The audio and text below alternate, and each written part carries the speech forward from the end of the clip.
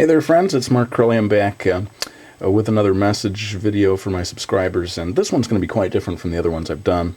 What you're looking at here is a drawing that I did in high school, 1982, and what I want to do is show you a series of drawings through my high school, college years, up to my early first being published years, to give you a sense of, because people are asking, how do you get published? And I want to tell you how it worked out for me, but before I do that, I want to give you a sense of, the years of practice that come before. This is one that I did at the Detroit Institute of Arts years ago, and let me just sort of zoom in on this face. It's from an oil painting. And as you can see, far from perfect. But that's where I was my freshman year of high school. Let me show you some other illustrations real quick. Here's another one from high school, lead singer of a pop band called Japan, David Sylvian. And I always laugh when I look at the kanji here, because it almost looks like real kanji, but I was like throwing in little extra lines and stuff. I had no idea what I was doing. This is kind of interesting. This is the cover of a sketchbook from my college years. And if I zoom in here, you can see this list of names written by my teacher at the time, David Small, published children's book author, illustrator, and he listed these artists that I should be studying: Da Vinci, Michelangelo, and so forth, the great masters of Western art, especially drawing. And I went ahead and I followed his advice and started doing studies of these. Hang on, I'll show them to you. So yeah, here's an illustration, a study of a drawing by Degas. And this kind of stuff, I think it's very helpful for you to, at least at one point in your life, you should try to study the masters and learn how they did things. See, these were like really loose lines that they did, really beautiful stuff, and I think that sort of informs what I'm doing these days. Let me show you another one. Actually, I can just grab it, I think. This is a study of a drawing by Michelangelo. And this is a sketchbook that I filled while I was living in Taiwan, teaching English. And again, just to show you how many years of practice. Here, look at the cross hatching there. That'll give you some sense of that. How many years of practice come before you get published? This is one of the first things that I did that was fairly professional looking. It was a travel diary that I did as I traveled through India and Nepal. Again, this has never been published, but this shows you how serious I was about creating professional quality work. I don't know if this will ever be published, sadly, but just to give you a sense, probably most published artists have stuff like this that they can show you as they were gearing up and getting ready to do their first projects. Okay, this is my first real comic book story called The Beast That Ate Morioka. I did this in Japan. I was an English teacher at the time. And this is, I would say, where I first started getting serious about doing something that was really a story from beginning to end. And it did eventually get published. But before that, again, there were a few more things I can show you that didn't get published. Here we go. I decided to do my own illustrated version of a classic Japanese fairy tale called Momotaro. Again, a whole other book here that has never been published, but hopefully getting toward a level of publishable quality. Believe it or not, yet another one down here. Hang on if we can get to it. An ABC book that I did. O is for onion. Are these onions okay? Obviously. Now you know why this one didn't get published. Anyway, around this time I finally created my first published comic book work called Akiko. Let me show you that. So here we go. This was my first breakthrough comic book project called Akiko on the Planet Smoo. Created this in Japan while I was still an English teacher.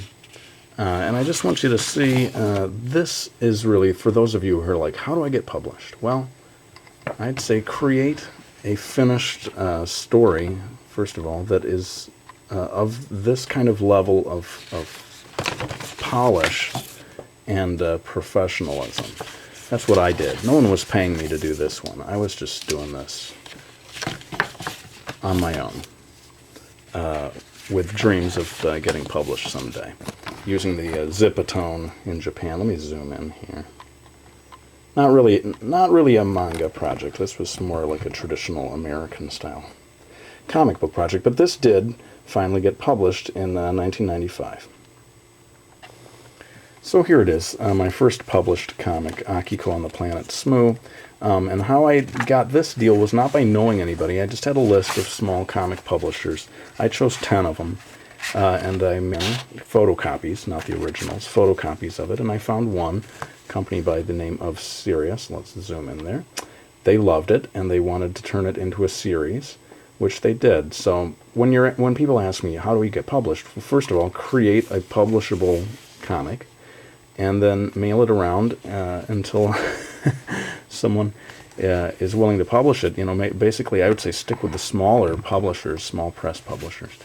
They're going to be more likely to have the time to look at it. I didn't bother with DC Image, these really big places. I don't know if Tokyo Pop, if they actually are looking at submissions. Why not try a smaller publisher? That's how it worked for me. So that was really the big breakthrough. Random House Children's Books saw my comic, they liked it, and they invited me to turn it into a series of chapter books. And so, in addition to being a comic book creator, I became an author and illustrator of chapter books, using these same characters telling stories based on the same sort of concept. After that got going and I sort of established myself there, I launched a second series called Billy Click. I don't know if there's anyone here on YouTube that reads chapter books, but if you do, I'd be honored if you checked out my chapter books. This series, Billy Click, there are only 2 books in this series, but the Akiko series, there are quite a number of them. And then finally, that led to Miki Falls. So now you know the backstory of how I got to where I am right now, and certainly I would never have had the chance to publish Miki Falls if I hadn't gone through all this other stuff, you know, getting ready for it. So I hope that's helpful to those of you who want to get published, to see kind of the long process. We're talking about years and years. I was well into my 30s by the time this got published, and you know, in my 40s now as this Miki Falls series has come out. But let me shift gears and do one more thing with this video before I finish it. I'd just like for you all to meet the family here. This is my daughter Mio, a year and a half, and my son Matthew. And let's see if I can find photos of me and my wife Miki. Yeah, there we are, me and my wife, and finally maybe end the mystery of what I look like. People are always saying, you got to show yourself in your videos. Well, here we go. I'm not going to turn the camera on myself, but now there's a shot of what I look like, and maybe I can show one more thing. Yeah, I couldn't resist getting at least one more shot of little Mio here, year and a half years old. She's a cutie, if I do say so myself. This is 1 year now today, the 1 year anniversary of me being on YouTube. In fact, if you go back to my very first video, you will see Mio here, 1 year younger. And I just want to really honestly thank everyone who subscribed. I cannot believe that in 1 year I ended up with more than 5,000 subscribers. It still just blows my mind.